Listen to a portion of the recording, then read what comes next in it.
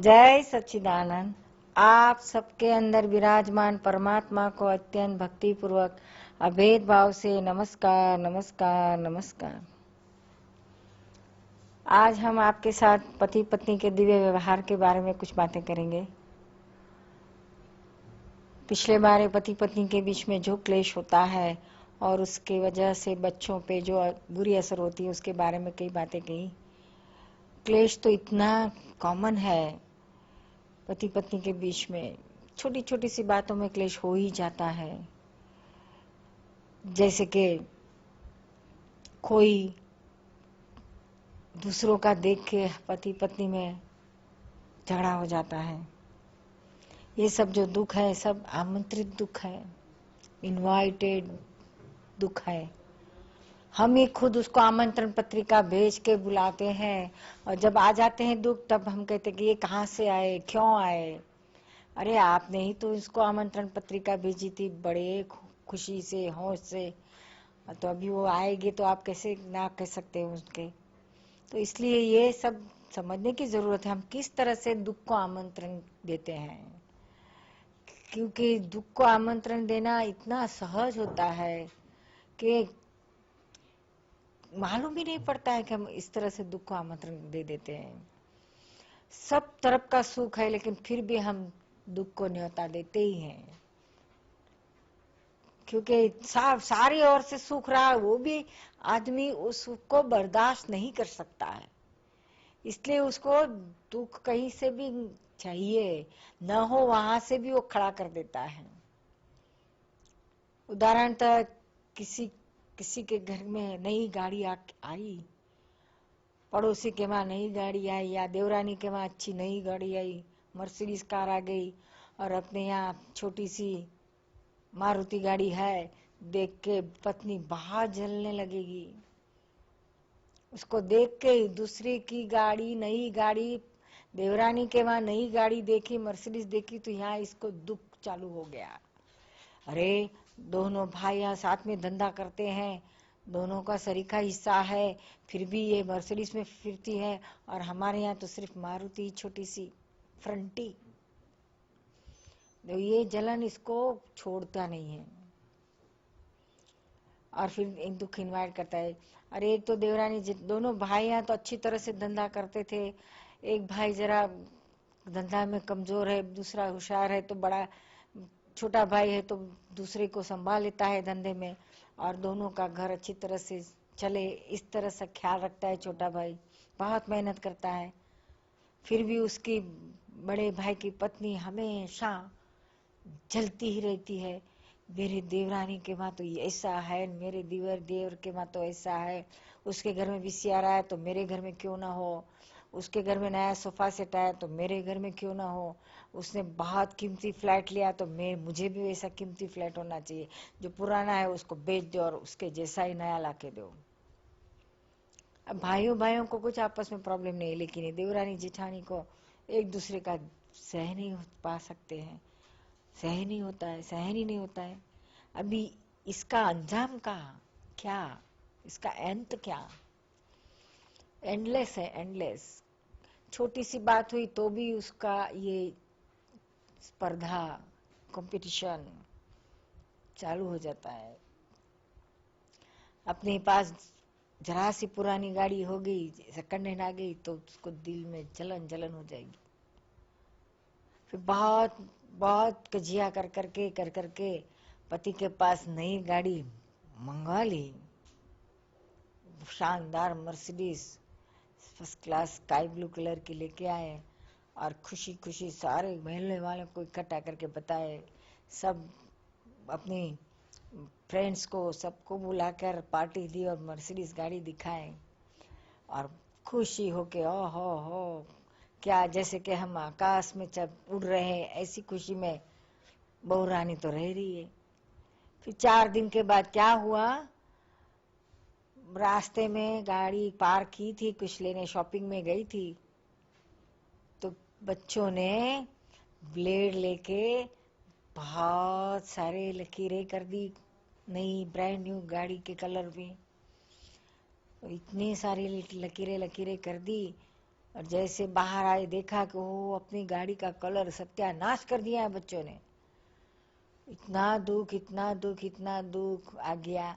अरे ये दुख आया कहाँ से? अरे हमने ही इनवाइट किया था, पुरानी फ्रंटी थी, उसका जो भी कलर खराब कर दिए तो भी कुछ अपने को दुख नहीं होने वाला था। लेकिन ये नहीं, मर्सिडीज लाए, बहुत कीमती, बहुत खुशियों के लेके आए।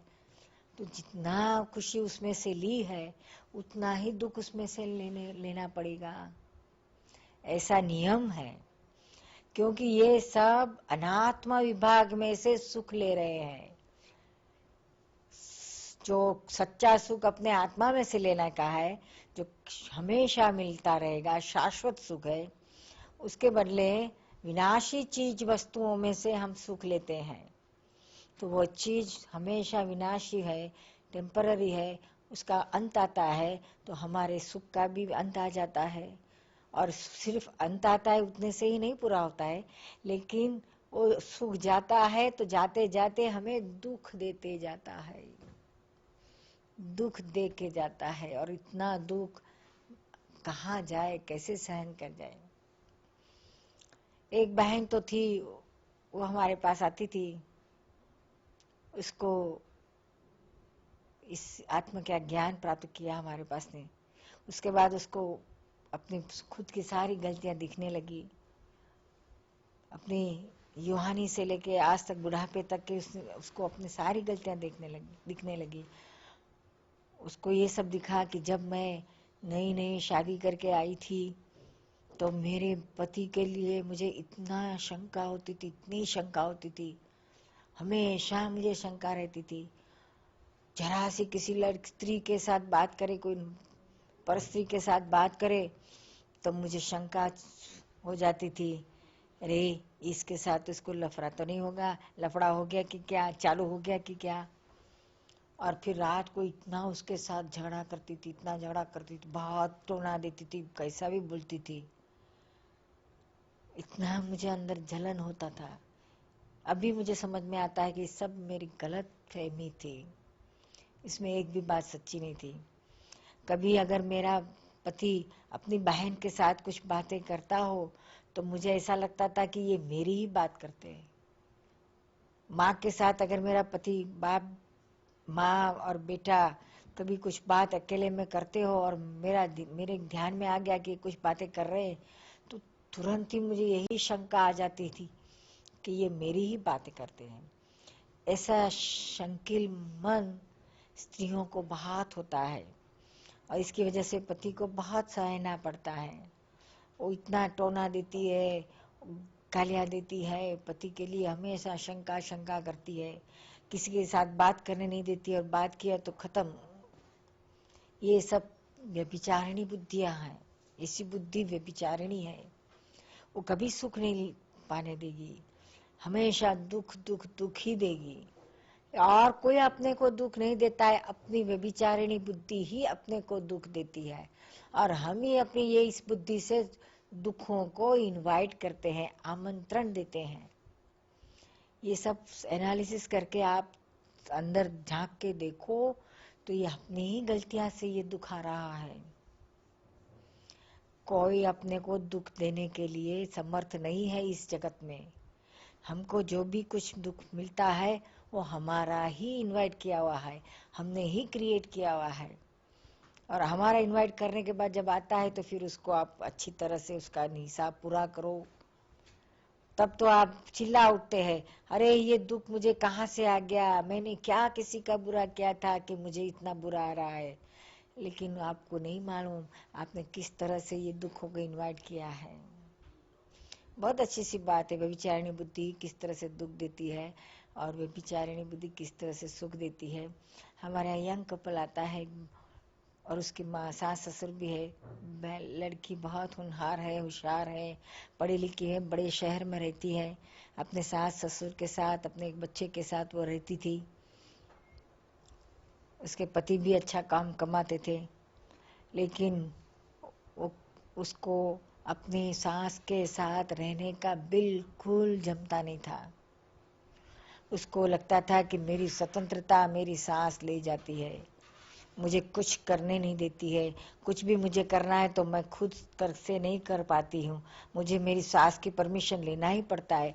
अगर वो हाँ कहे तो ही मैं कर सकती हूँ, वो ना कहे तो मुझे मेरा कुछ काम नहीं होगा।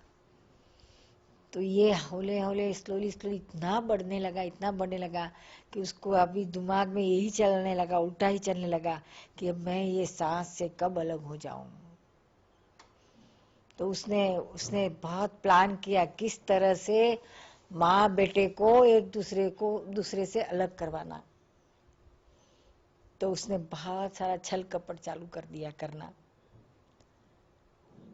वो खुद ही बोल रही थी जब उसने हमारे पास से ज्ञान लिया। ज्ञान लेने के बाद उसको अपनी सारी गलतियां दिखने लगी, और सारे सभा में सबके बीच में उसने अपनी सारी गलतियां सास के चरण में पड़ के, पति के चरण में पड़ के, ससुरा के चरण में पड़ के उसने माफी मांगी। अरे रे, ये मेरे से भयंकर गलती हो गई।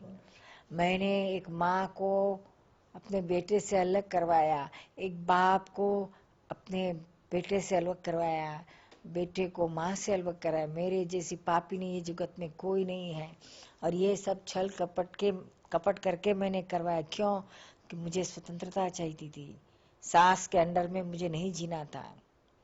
इसलिए मैंने मेरे पति के कान में मेरी सास के विरुद्ध सब उल्टी सुल्टी बातें डाल दी।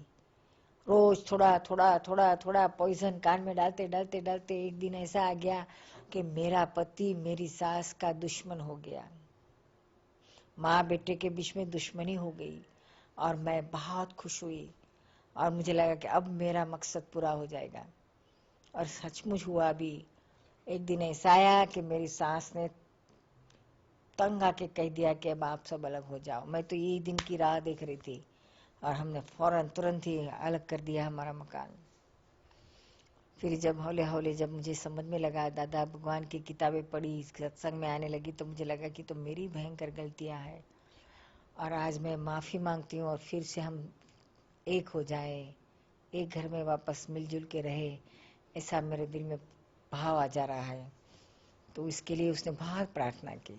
तो जब बुद्धि व्यभिचारिणी होती है तब अलग करवाती है, और अव्यभिचारिणी बुद्धि होती है, सम्यक बुद्धि होती है, तो और इकट्ठा हो जाता है, प्रेम आ जाता है, नहीं तो दुश्मनी मोल लेते हैं। तो ये संसार कलयुग में ज्यादा आपको व्यभिचारिणी बुद्धि का ही साम्राज्य दिखाई देगा। अव्यभिचारिणी बुद्धि तो सतयुग द्वापर त्रेता में थी। आजकल तो व्यभिचारिणी बुद्धि जिधर देखो उधर 99% यही दिखेगा। इसी वजह से तो कहीं शांति नहीं है, सुख नहीं है। व्यभिचारिणी बुद्धि कभी आपको सुख शांति से नहीं जीने देगी, चैन नहीं पड़ने देगी। आपको दुख दुख और दुख। ये शंका कौन कराता है? व्यभिचारिणी बुद्धि। ये पति के बारे में, अपनी सास के बारे में, माँ बाप सबके बारे में शंका कौन कराता है? व्यभिचारिणी बुद्धि। व्यभिचारिणी बुद्धि किस तरह से दुख देती है उसका आपको एक सुंदर प्रसंग बताती हूँ। एक लड़की हमारे पास आती है, बहुत ही होशियार है, डबल ग्रेजुएट है, होनहार है, बहुत ही स्मार्ट है। उसने अपनी पसंदगी से शादी की। शादी करने के बाद ससुराल गई। ससुराल वाले लोग सब अच्छे थे, ये भी बहुत शयानी थी। 1 साल के बाद वो हमारे पास आई सत्संग में। वो अपना एक अनुभव कहने लगी कि मुझे एक बहुत प्रॉब्लम है। ऐसा देखे तो मैं सब तरह से बहुत सुखी हूँ, लेकिन एक ही मुश्किल मुझे मेरे जीवन में है, उसकी वजह से हम सब दुखी दुखी हैं। हमने उनको पूछा क्या बात है, आपको क्या दुख है? एक ही दुख है और क्या है, कौन सा है? तो कहने लगी कि मुझे शादी होने के 1 साल हो गया मेरी शादी को, फिर भी हर रोज जब मैं दाल का बघार करने जाती हूँ तो मेरी ननद आके मुझे हमेशा टोकती है, हमेशा मुझे कहती फिरती है, अरे दाल में ये डालो वो डालो, इस तरह से बघार करो, इतना मिर्च डालो, इतना नमक डालो। अरे मैं 1 साल से हर रोज दाल बनाती हूँ। क्या 1 साल में मैं इतनी पढ़ी लिखी होशियार लड़की साल भर में क्या दाल बनाना अच्छी तरह से नहीं सीख पाएगी होगी? बोला अभी। और इस रोज रोज की ये टिक टिक से मुझे इतना परेशान होता है मेरा दिमाग। मुझे ऐसा होता है कि इससे अब बेहतर है कि मैं घर छोड़ के चली जाऊं, मैं के चली जाऊं, डिवोर्स ले लूं। अरे इतनी छोटी सी बात है। हमने बताया, उसको समझाया, देख बहन ये तो कितना अच्छा है, इसको तू ही अपनी, ये तेरी को बेचारिणी बुद्धि ये सब उल्टा दिखाती है और दुख खड़ा करती है। ये अभिचारिणी बुद्धि सम्यक बुद्धि से जरा देख तो यही चीज तुझे बहुत अच्छी लगेगी। ननद तुझे बहुत उपकारी लगेगी। खाना बनाने के समय अगर ननद आके सब इंस्ट्रक्शन देती, इतना नमक डाल, इतना मिर्च डाल, बघार में ये डाल वो डाल, और उस इंस्ट्रक्शन के मुताबिक तू अगर बनाती है दाल, फिर तेरी जिम्मेदारी कहाँ रही? दाल खट्टी हुई या कि तीखी हुई कि नमकीन ज्यादा हो गया तो भी उसने बनवाई है, इसलिए उसकी जिम्मेदारी है। अपने तो बिंदास बनाओ और छूट जाओ। और अगर तुझे स्पर्धा करनी है, होशियारी दिखानी है, तो ऐसी मामूली सी बात में क्या अपना होशियारी दिखाती है? तेरा ईगो इसमें क्यों पकड़ा जाता है? कुछ बड़ी बड़ी क्रिएटिव थिंग्स में जाना, कोई अच्छी नई नई क्रिएटिव बात कर। तू इतनी पढ़ी लिखी है, स्मार्ट है, होशियार है, तो ये रात के बहार में ही तेरी सारी बुद्धि सीमित कर देती है।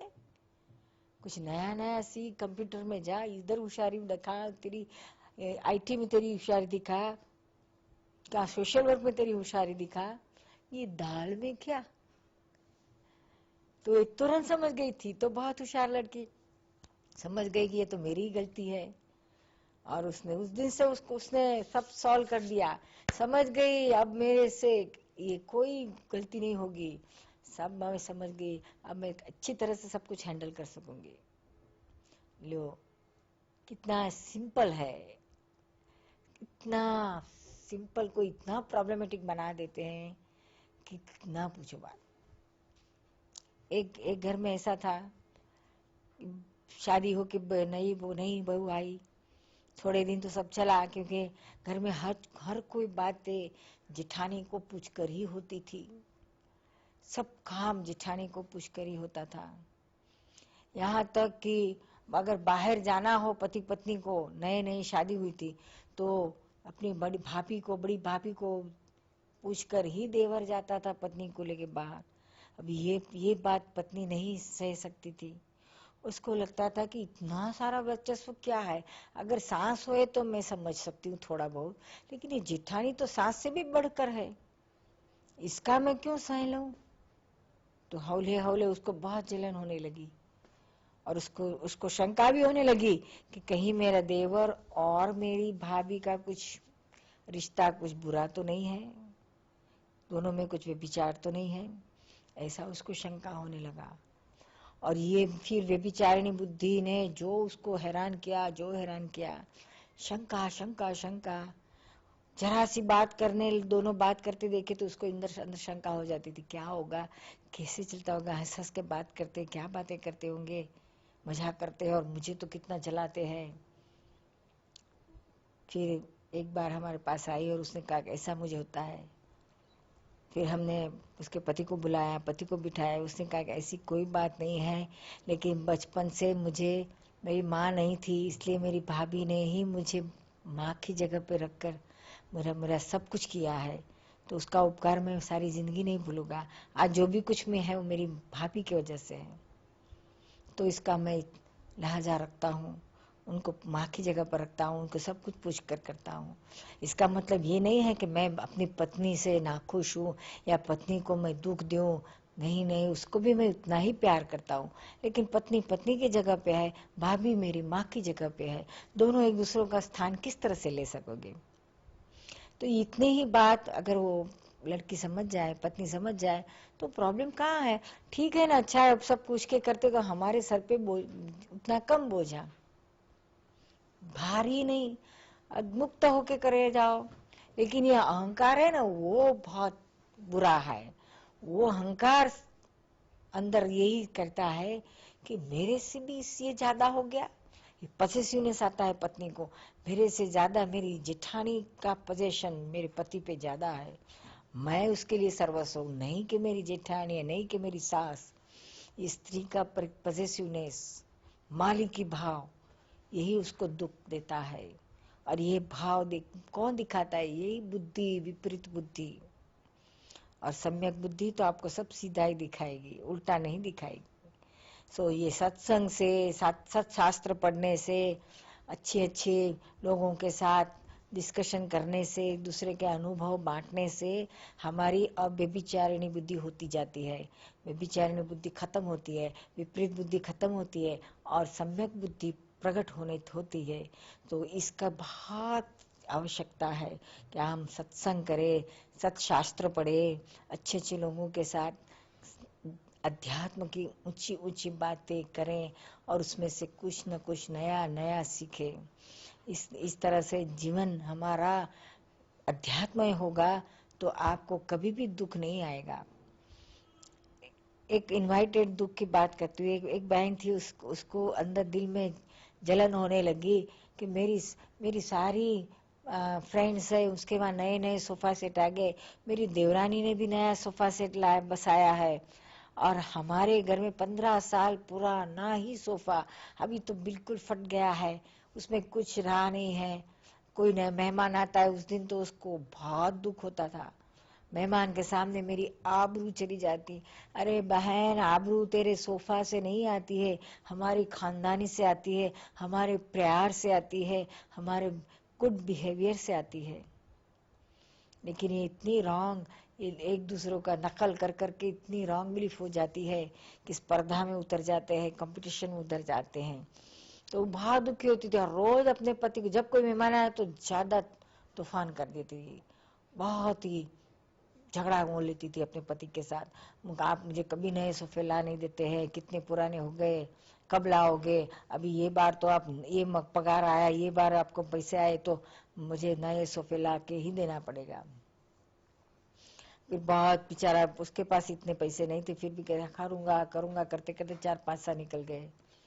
एक दिन तो पत्नी आई और बताने लगी न्यूज़पेपर में, देखो देखो वो बहुत सेल में, बहुत ही डिस्काउंट में अपने को नए सोफा मिल रहे हैं, नए सोफा सेट बहुत ही अच्छे हैं, हमें 10,000 के सोफा सेट सिर्फ 4,000 में ही मिल रहे हैं, क्लियरेंस सेल है, ये बार तो आपको लाना ही पड़ेगा। फिर पति भी समझा कि कहाँ तक इसको टालो, इधर उधर करके अपने फ्रेंड के पास से, मित्र के पास से थोड़े से ले आए, लोन पे ले आया, और कैसे भी करके उसने पत्नी को 4,000 रुपया दिए और कहा तू तेरी पसंद के ले आ। बड़ी खुश होके वो तो ले आई 4,000 के सोफा सेट, इतना इतना अच्छा था, बहुत ही डिसेंट था।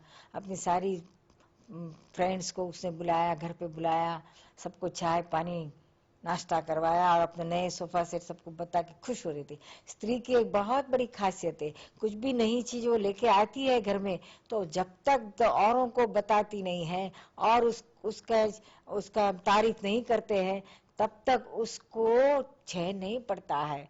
उसकी सहेलियां जब उसकी तारीफ करती है तभी उसको अच्छा लगता है, और उसने जो भी कुछ लाई है वो उसको वसूल हुआ ऐसा लगता है, पैसा वसूल हो गया।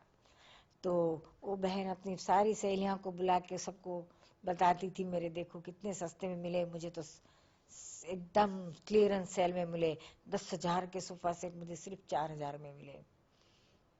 सब आके गए, एक वन बाय वन, एक के बाद एक सब उसकी सहेलियां आ गई और सबने उसको बहुत ही तारीफ कर करके सब गए घर, उसके घर से आके गए।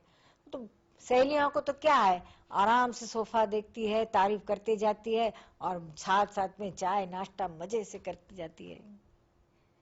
कौन लॉस में है?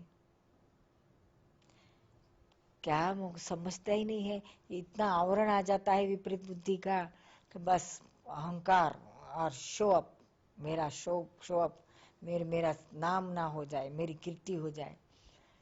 फिर क्या हुआ, आखिरी में उसकी एक बहुत बढ़िया सहेली आई उसके पास और अकेली आई थी। वो कहने लगी, अरे डियर, ये सोफा तू 4,000 में लाई? क्या बात कर रही है? यही मेक का, यही डिजाइन का, यही कलर का, यही कंपनी का सोफा सेट मेरी पड़ोसन 3,500 में ले आई, परसों ही लाई। क्या बात करती है वो। आज तक ये 4,000 में इतना सस्ते में ले आई, करती करती इतनी खुश हो रही थी, सारी खुशियां चली गई और दुख आ गया।